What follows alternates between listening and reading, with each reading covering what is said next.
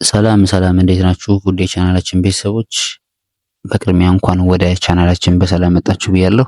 እኔ መምህር ፋኖስ ነኝ። ዛሬ እንግዲህ ከኔ ጋር በሚኖረን ቆይታ የምናየው ማለት ነው ስሞችን እንዴት ወደ እንግሊዝኛ ቀይረን መጻፍ እንችላለን፣ ማንበብ እንችላለን የሚለውን ከኔ ጋር አብረን እንከታተላለን ማለት ነው። ሁሌም እንደምናደርገው ይህንን ትምህርት ደፍተርና እስክሪብቶአችሁን በመያዝ አብራችሁ የጻፋችሁ እንድትከታተሉ ማለት ነው በአክብሮት ጠይቃለሁ። ለዚህ ቻናል እንግዲህ አዲስ የሆናችሁ ካላችሁ ይህ ቻናል አማርኛን፣ እንግሊዝኛ፣ ሂሳብ እንዲሁም የመጽሐፍ ቅዱስ ጥናት የምናስተምርበት ቻናል ነው። በዚህ ቻናል እንግዲህ ከትምህርቱ ከዩቲዩብ ትምህርት በተጨማሪ ማለት ነው በኦንላይን በልዩ እገዛ እናስተምራለን። ይህንን ትምህርት በኦንላይን በልዩ እገዛ መማር ለምፈልጉ ማለት ነው ከታች በማስቀምጥላችሁ ስልክ እየገባችሁ በኢሞ በቴሌግራም እንዲሁም በዋትስአፕ ገብታችሁ መማር ትችላላችሁ ማለት ነው። በተጨማሪም ሁሌም የሚለቀው ቪዲዮ እንዲደርሳችሁ ማለት ነው ሰብስክራይብ ካደረጋችሁ በኋላ የደወል ምልክቱን መጫን አትርሱ። እንዲሁም ይህንን ቪዲዮ ሌሎች እንዲደርስና አቅም እንዲኖረው ሼር ማድረጋችሁን አትርሱ ማለት ነው። እንዲሁም ሀሳብ አስተያየታችሁን የገባችሁ ኮሜንት ሴክሽን ላይ አሳውቁን። እንግዲህ በዛሬ ቆይታችሁ እንደነገርኳችሁ እነዚህን ስሞች አብረን እናያለን። ይህንን ቪዲዮ ከመጨረሻው እንድትከታተሉኝ በአክብሮት እጠይቃለሁ። አብራችሁን ቆዩ። እሺ እንግዲህ ሁላችሁም ዛሬ ኮሜንት ሴክሽን ላይ የገባችሁ ማለት ነው እችን ቃል ዳዊት የሚለውን ቃል የምትችሉ በአማርኛ የማትችሉ በእንግሊዝኛ ከሁለት አንዱ ማስቀመጥ ትችላላችሁ ማለት ነው። ይሄን ገብታችሁ የኮሜንት ጽፉልኛላችሁ ማለት ነው። እሺ መልካም። በጥቁር በብቶ የተጻፈው የአማርኛ ስም ነው። በወይን ጠጅ የተጻፈው ደግሞ እንግሊዝኛ ነው። እንዴት ቀይረን ማንበብ እንችላለን የሚለውን እናያለን ማለት ነው። ከዚህ ጋር ሰ ስንል ኤስ ኢን ይወስዳል። ሰ ኤስ ኢ ስንል ለ ስንል ደግሞ ኤል ኢ አለች። ሞ ስንል ደግሞ ኤምኦ አለች እዚህ ጋር። ነ ስንል ደግሞ ኤን አለች። ስለዚህ እዚህ ጋር ሰሎሞን ብለን ስናነብ ኤስኢ ኤልኢ ኤምኦኤን ሰሎሞን ተብሎ ያነበባል እዚህ ጋር ማለት ነው። ቀጣይ ሞ ስንል ኤምዩ፣ ሴ ስንል ደግሞ ኤስኢ።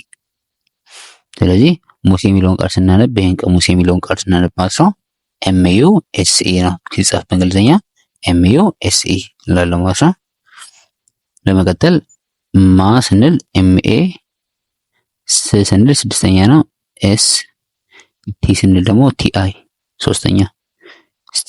ስለዚህ ማስቲ የሚለውን ቃል ማስተዋል የሚለው ስም ሲቆላመጥ ነው ማስቲ የሚለውን ቃል ስንጽፍ ማለት ነው ኤምኤ ኤስ ቲአይ ኤምኤ ኤስ ቲአይ ማስቲ እንላለን ማለት ነው።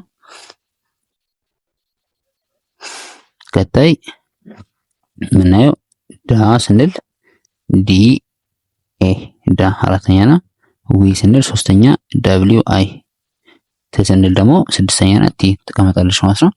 ስለዚህ ዳዊት የሚለውን ስም ለመጻፍ አሁን ዳዊት የሚለውን ስም ለመጻፍ ዲኤ ዳ ነው።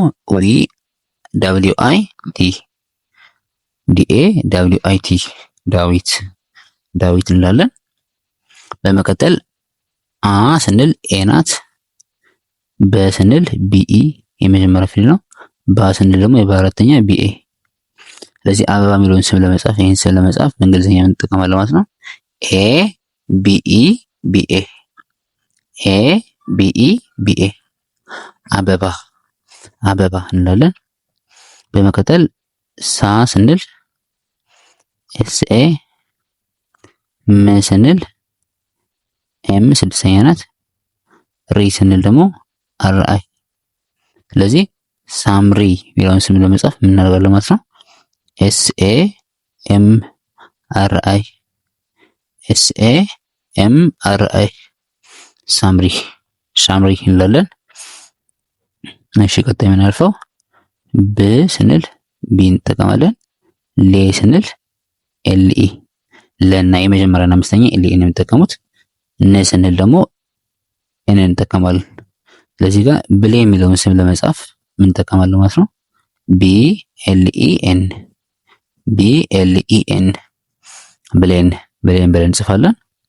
ቀጣይ መ ስንል ኤም ኢ የመጀመሪያ ፊደል፣ ብ ስንል ስድስተኛ ነው ቢ ብቻ ተቀምጣለች ስድስተኛ ፊደል ቅጥያ የላቸውም። ራ ስንል ደግሞ አርኤ፣ ተ ስንል ደግሞ ቲ። ስለዚህ መብራት የሚለውን ስም ስንጽፍ ኤም ኢ ቢ አር ኤ ቲ MEBRAT መብራት እንላለን። ቀጣይ የምናልፈው ቤ ስንል ቢኢ። አሁን ቤ እና በ የሚጠቀሙት አንድ አይነት ነው።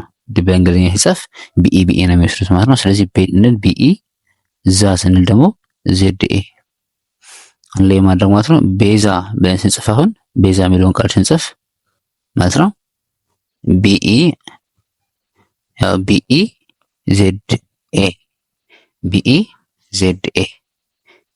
ዜድኤ እንጠቀማለን ማለት ነው። ቤዛ የሚለውን ቃል ስንጽፍ። ቀጣይ ና ስንል ኤንኤ አራተኛ፣ ታ ስንል አሁንም ኤንኤ አራተኛ፣ ን ስንል ደግሞ ኤን ስድስተኛ አንድ ላይ ማድረግ ማለት ነው። ናታን ብለን ስንጽፍ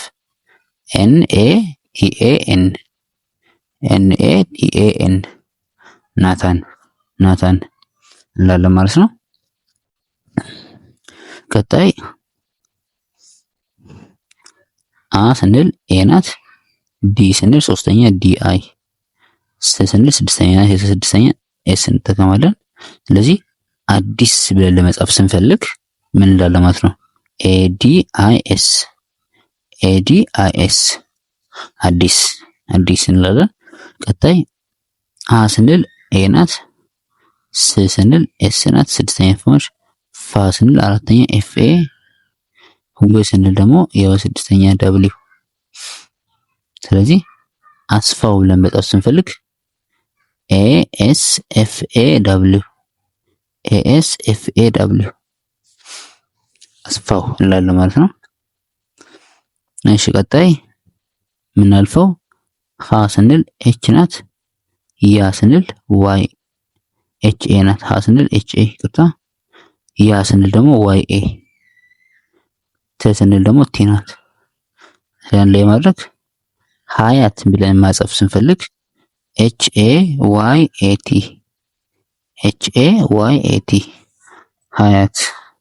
ሀያት እንላለን።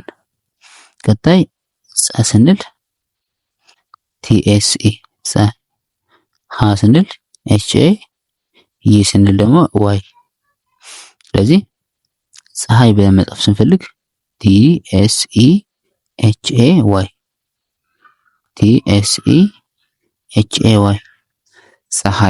ፀሐይ እንላለን። እሺ ቀጣይ የምናልፈው ሮ ስንል RO ሰባተኛ ነው። ዛ ስንል ደግሞ ZA ያለች እዚህ ጋር። ስለዚህ ሮዛ የሚለውን ቃል ለመጻፍ ስንፈልግ ROZA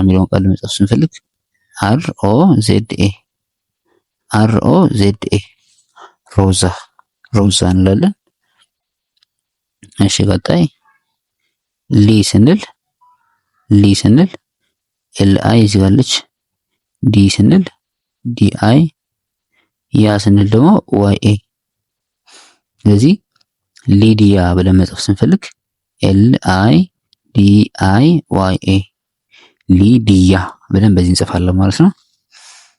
እሺ ቀጣይ የምናየው ራ ስንል RA፣ ቢ ስንል BI፣ ያ ስንል ደግሞ YA። ስለዚህ ራቢያ ብለን መጻፍ ስንፈልግ ራቢያ የሚለውን ስንመጻፍ ስንፈልግ RABIYA ራቢያ እንላለን ማለት ነው። የመጨረሻ እንግዲህ የምናየው ስም ይሆናል። ጋ ስንል GA፣ ሻ ስንል SHA፣ ው ስንል ደግሞ W። ስለዚህ ጋሻው የሚለውን መጻፍ ስንፈልግ ይሄን ጋሻው የሚለውን መጻፍ ስንፈልግ